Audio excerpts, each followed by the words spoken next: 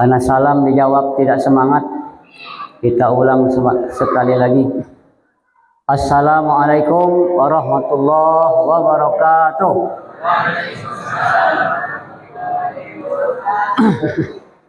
Alhamdulillahilladzi anzalal Qur'an fi syahri Ramadan hudal linnas wa bayyinatin minal huda wal furqan.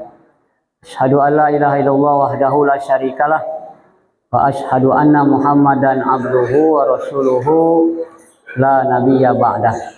Allahumma shalli wa sallim wa barik ala sayyidina wa habibina wa maulana Muhammad wa ala alihi wa ashabihi wa man tabi'ahum bi ihsanin ila yaumiddin.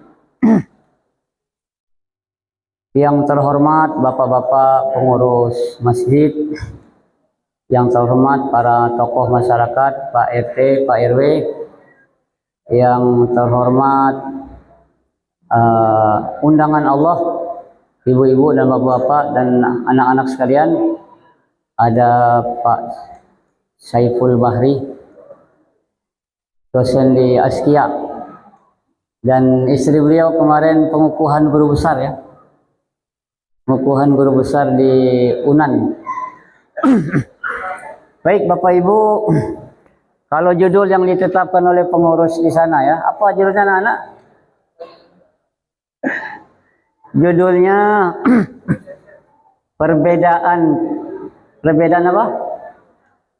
Perbedaan mazhab dalam fikih ya. Apa judulnya? Perbedaan pendapat dalam fikih ya. Baik Bapak Ibu, anak-anak ya. Jadi kita umat Islam, pedoman hidup kita pertama Al-Quran. Ya, ini yang diturunkan di bulan Ramadan. Ini sampai hari kiamat akan tetap bertahan. Dan dia akan menjawab semua kasus-kasus yang terjadi ya. Yang kedua adalah sunnah Nabi ya, hadis Nabi. Jadi ada Quran, ada sunnah. Hanya ada satu ayat misalnya pemahamannya bisa berbeda. Pemahamannya bisa berbeda. Semua pemahaman benar selama tidak menyimpang. Mari saya kasih contoh Bapak Ibu.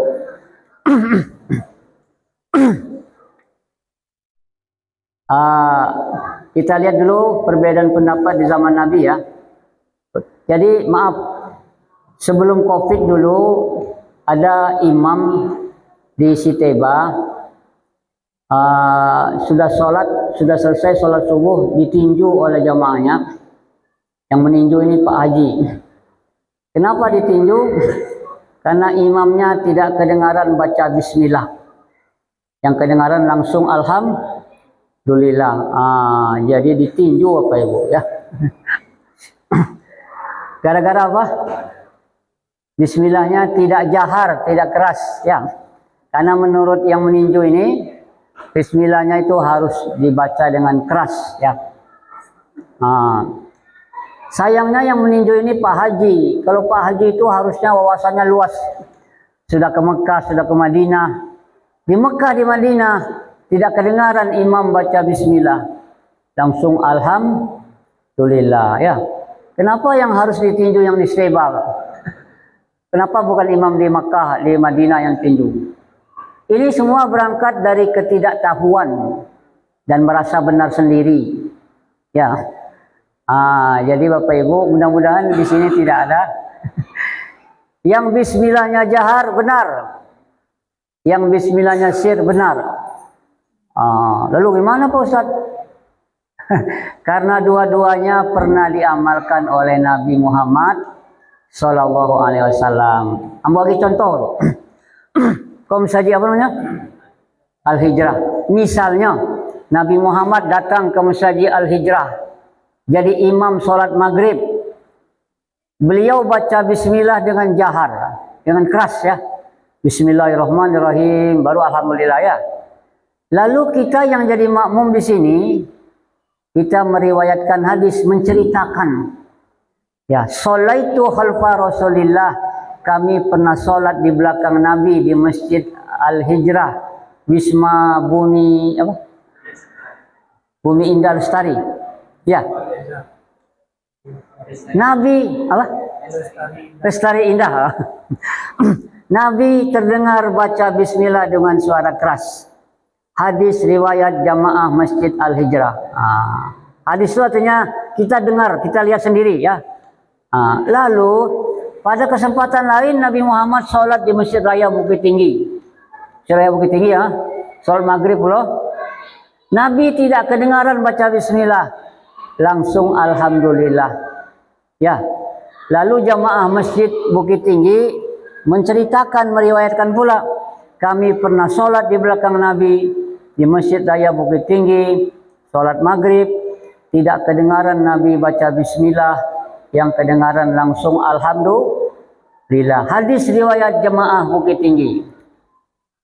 Saya bertanya, mana yang salah Bapak Ibu? Jemaah Masjid Al-Hijrah atau jemaah Masjid Raya Bukit Tinggi? Siapa yang salah? Tidak ada yang salah. Yang bismillahnya jahar benar. Karena kita dengar sendiri Nabi pernah baca bismillah. Jadi ada hadis menyebutkan bahwa Nabi baca bismillah dengan suara keras. Tapi ada pula hadis yang menjelaskan bahwa Nabi tidak kedengaran baca bismillah. Langsung alhamdulillah. Berarti apa? Yang bismillahnya jahar benar ya. Bismillah dengan suara keras benar. Yang bismillahnya tidak kedengaran benar. Yang salah siapa? Yang tidak sholat. Begitu Bapak Ibu. Jadi jangan gara-gara bismillah bercakap awak. Ya. Saya ke Sikakap Bapak Ibu. Di mana Sikakap? Mentawai. Maaf ini ada teman-teman kita yang dari Salafi ya. Dia berfatwa di Sikakap. Sholat itu harus goyang-goyang. Pernah Ibu lihat goyang-goyang? Yang tidak goyang-goyang tidak sah. Ya.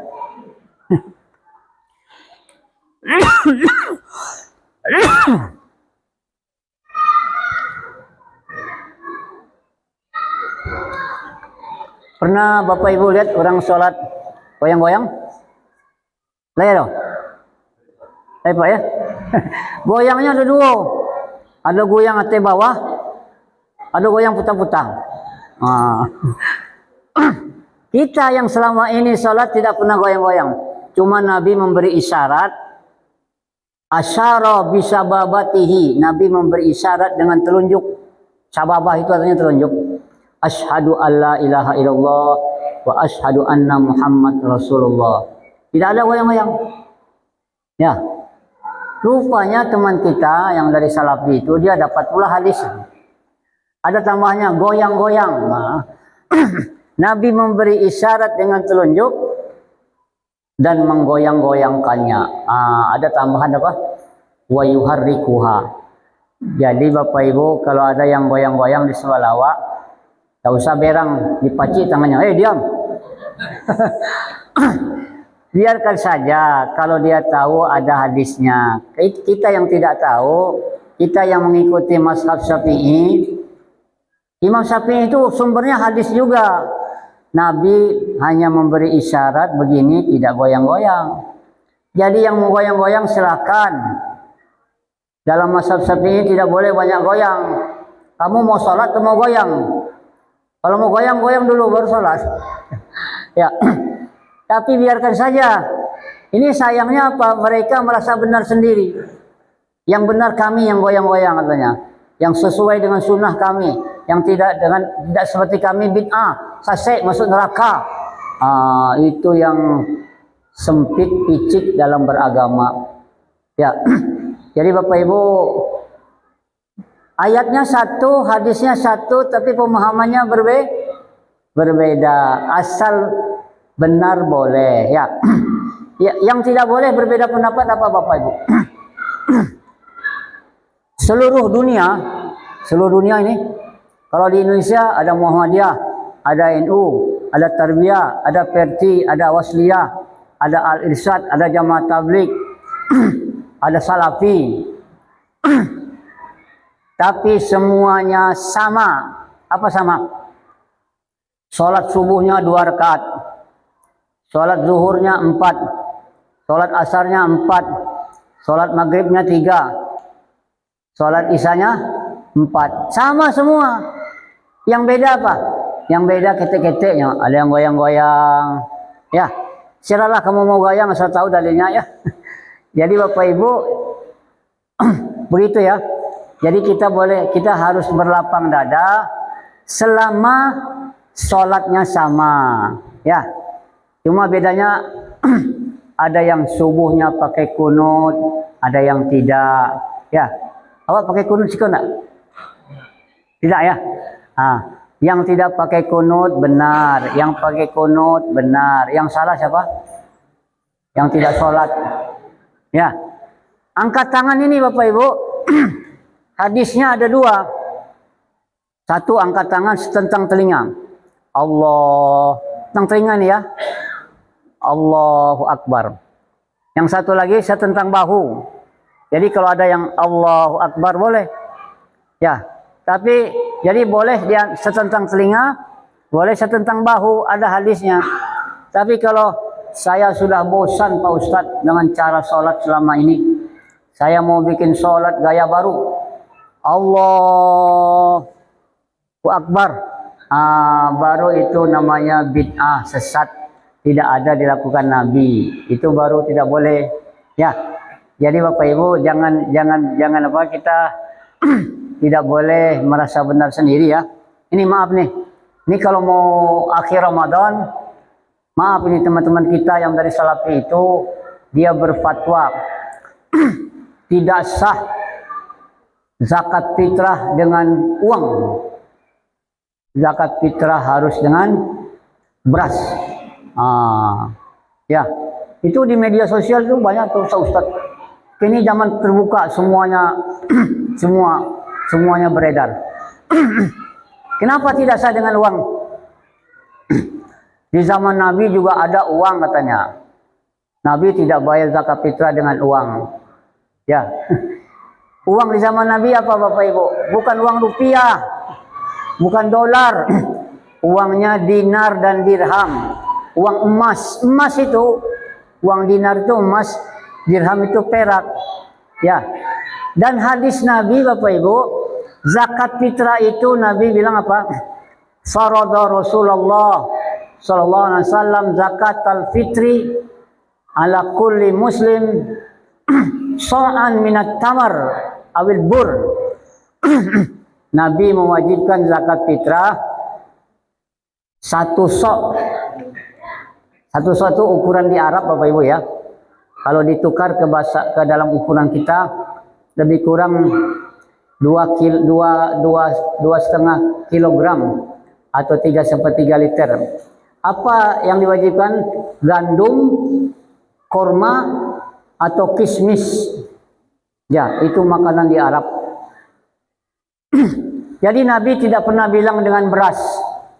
Kalau ada yang bilang harus dengan beras, mana hadisnya? Tidak ada Nabi bilang beras. Nabi bilang apa? Gandum dan kurma. Ya. Lalu ulama berpikir, why? Mengapa Nabi menyuruh kita bayar zakat fitrah dengan gandum dan atau kurma? Karena gandum itu makanan pokok di Arab. Ya. Kalau makanan pokok yang mengenyangkan di Arab itu gandum. Maka Nabi menyebutnya apa? Gandum. Kalau makanan pokok di Indonesia apa? Beras. Maka di Indonesia boleh bayar dengan beras. Ya. Di Madura jagung, boleh bayar dengan jagung. Yang penting makanan pokok. Apa artinya? Kalau Nabi Muhammad hidup di Indonesia, beliau akan bilang zakat fitrah dengan beras. Ya. Tapi karena beliau hidup di Arab, dibilang apa? Zakat fitrah dengan gandum. Karena orang Arab makannya gandum. Ya. Artinya apa? Islam ini lahir di Arab, tapi cocok untuk seluruh dunia. Di Indonesia boleh bayar zakat fitrah dengan beras. Ya, karena makanan pokok yang mengenyangkan. Hadis Nabi tidak ada menyebut beras. Ya. Lalu ada ulama Hanafiyah boleh diganti dengan nilainya dengan uang. Berapa harga beras? Diganti jopiti. Makanya kalau mau lebaran ini zakat fitrah bareh nomor 1 berapa? Sampai 45.000 misalnya ya. Bareh nomor 2 sampai 10. Bareh nomor 3 35 misalnya ya. Dengan uang gitu ya. Dengan uang, dengan beras tidak ada dalam hadis Nabi. Nabi menyebut apa? Gandum dan kurma. Jadi kalau mau ikut sunnah Nabi, bayarlah dengan gandum dan kurma. Ya. Lah ada orang jual gandum sih kau. Tidak ada. Jadi Bapak Ibu, apa tujuan utama zakat fitrah? Jangan lupa ini perlu dicatat ya. Kata Nabi, "Ughnuhum anit tawaf fi hadzal yaum." Senangkan orang miskin di hari raya agar dia tidak keliling minta-minta. Senangkan orang miskin di hari raya agar tidak keliling minta. Coba tanya sama orang miskin. Wahai orang miskin, saya mau bayar zakat fitrah. Anda maunya saya bayar dengan gandum? Namanya? Namu ambo lagi gandum. Kira-kira jawabnya. Nggak ada. Doa gandum. Ya. Mau saya bayar dengan kurma? Nggak ada ya. Mau Anda saya bayar dengan beras? Mau. Kasih beras. Ya. Ladape barenya satu karung. Inyo kembali baju rayo, kembali sepatu, kembali ketupe. Tentu dijual dulu barenya dah. Ya. Jadi piti baru dibalik. Ya. Kini tanya orang miskin, lain namu ambo lagi piti. Bayar zakat fitrah dengan apa? Dengan uang. Pasti mau. Karena kita ini semuanya sufi. Suko piti. Awak salahnya apa? Suko piti. Apalagi orang miskin. Jangankan orang miskin, orang kaya aja suko piti. Apalagi orang miskin ya. Apa yang dibutuhkan oleh orang miskin supaya dia senang gembira di hari raya? Apakah dia butuh gandum? Butuh kurma? Tidak. Butuh beras? Kasih beras. Butuh uang? Kasih uang. Ya, karena dia bisa beli baju raya, bisa beli sepatu. Jadi kesimpulannya Bapak Ibu, yang kecil-kecil boleh berbeda pendapat, asal jangan saling menyalahkan, jangan saling membid'ahkan dan merasa benar sendiri. Maaf ini Bapak Ibu, sebagian teman-teman kita dari Salafi itu merasa benar sendiri. Ya, yang lain sase, yang lain masuk neraka, yang lain bid'ah. Seolah-olah surga ini hanya milik dia saja. Ya, jadi tidak boleh. Kita harus berlapang dada. Di zaman Nabi juga ada perbedaan pendapat Bapak Ibu. Saya kasih contoh nih. Ada 2 orang sahabat berjalan Bapak Ibu. Lalu tidak masuk waktu zuhur, tidak ketemu air. Dia mau sholat zuhur tidak ada air. Lalu kedua-duanya bertayamum. Sudah bertayamum dia sholat berdua. Setelah selesai sholat dengan tayamum tadi, keduanya melanjutkan perjalanan. Waktu zuhur belum habis, ketemu air. Ketemu apa? Air. Kata yang satu, kola ado ayi mah. Kanca ambo baudu, ambo ulang sholat ambo. Tadi sholat jo tayamum rasanya ndak Rasulullah sempurna. Maka yang satu ini dia berudu, dia ulang lagi sholatnya. Berarti sholatnya berapa? 2 kali ya. Yang satu dengan tayamum, yang ini dengan apa? Wudu. Temannya yang satu lagi berpikir, kata Allah, fa illam tajidu ma'an fatayammamu sha'idan thayyiba. Kalau kamu tidak ketemu air, silakan bertayamum saja dengan debu. Saya sudah tayamum tadi, sudah sholat. Untuk apa diulang-ulang? Tidak perlu diulang. Jadi yang satu mengulang sholatnya, jadi 2 kali sholatnya ya. Yang satu lagi sholatnya hanya sekali. Setelah sampai di Madinah, dia lapor kepada Nabi. Apa kata Nabi? Kepada yang tidak mengulang sholatnya, sholatnya hanya sekali dengan tayamum tadi, asabta sunnah wa ajza'atka sholatuka, kamu benar sesuai dengan sunnah, puas, sholatmu sudah dibalasi oleh Allah. Tapi kepada yang mengulang, yang 2 kali sholatnya tadi, Nabi tidak bilang kamu sesat, bid'ah, masuk neraka. Ada itu. Ya, Nabi tidak ada bilang bid'ah. Apa kata Nabi? Laka ajroni marotain, bagimu dapat 2 pahala. Jadi yang mengulang dapat 2 pahala. Kenapa 2 pahala? Karena sholatnya dua kali. 1 kali sholat dengan tayamum tadi, setelah bertemu air dia ulang lagi berwudu, dia sholat lagi dengan wudu. Yang tidak mengulang apa? Benar kamu sesuai dengan sunnah. Jadi dua-duanya benar. Jadi apa? Yang bismillahnya jahar benar, yang bismillahnya sir benar, yang salah yang tidak sholat. Ya, begitu Bapak Ibu ya. Saya kasih analogi begini, 2 kali 5 sama dengan 10, benar enggak? Benar. 8 tambah 2 sama dengan 10, benar enggak? Benar. 10 juga. Ya. 7 tambah 3, 10. Benar kan? Benar. Jadi benar semua. Yang salah itu apa? Kalau tidak ada petunjuk. Kalau yang salah itu apa? 7 kali 3, 10. Salah itu. Ya. Jadi Bapak Ibu, mari kita berlapang dada dalam menghadapi perbedaan, tapi semuanya sama. Apa sama? Sholat subuhnya 2, zuhurnya 4, asarnya 4, maghribnya 3, isyanya 4. Tarawih ini Bapak Ibu. Tarawih ada yang sabaleh, ada yang 23. Risiko berapa? Sabaleh Pak ya? Sabalehnya 22 sampai. Ada yang 11, ada yang 23. Yang 11 ini tarawihnya juga ada yang 4-4-3. Ada yang 2-2-2, 4 kali ya. Tambah 3. Kemarin saya ditelepon oleh Imam Masjid Sahara. Pak Ustadz, ini beredar di WA. Sholat tarawih yang ampe 3 sase, tidak sah. Saya bilang ini kaji lama, diulang-ulang juga. Yang sholatnya 11 benar, yang sholatnya 23 benar, yang 11 4-4-3 itu hadisnya dari Aisyah. Aisyah itu siapa? Istri Nabi. Ya, yang sholatnya 2-2-2-2-3 benar, itu hadisnya dari Ibnu Umar. Jadi yang salah siapa? Yang tidak sholat. Yang salah itu sholat tarawih tercepat. Sholat tarawih tercepat di Blitar, 23 rakaat selesai dalam 7 menit. Allahu Akbar, sampai Allahu Akbar.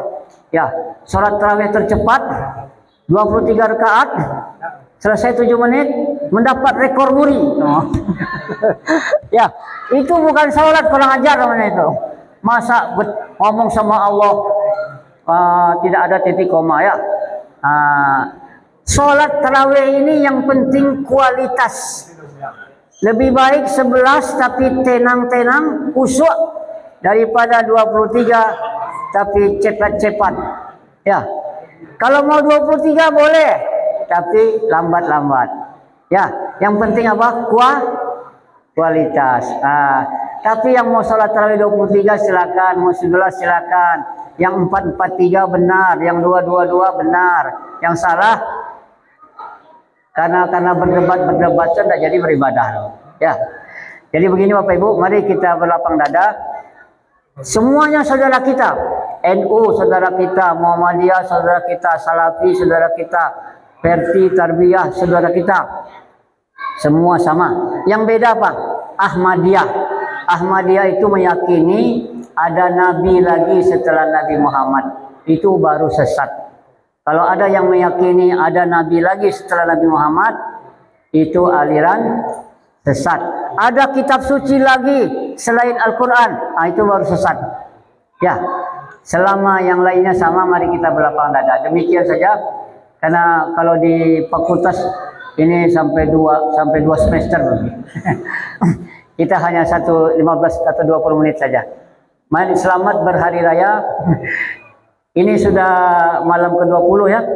Besok sudah malam 21. Kita beriktikaf karena ada Lailatul Qadar. Ya, malam 21 atau 23 atau 25 atau 27 atau 29. Sengaja tidak diberitahu oleh Allah. Kalau Allah kasih tahu Lailatul Qadar malam 27, maka orang ramai malam 27 saja. Ya. Jadi kalau diisi semuanya, insya Allah kita mudah-mudahan kita dapat Lailatul Qadar. Mohon maaf kalau ada yang tidak berkenan di hati. Mari kita berlapang dada menerima perbedaan. Amalkan sesuai dengan yang kita yakini. Ya, amalkan sesuai dengan yang kita yakini. Demikian saja, mohon maaf. Wabillahi taufiq wal hidayah. Subhanakallahumma wa bihamdika asyhadu an la ilaha illa anta astaghfiruka wa atubu ilaik. Assalamualaikum warahmatullahi wabarakatuh.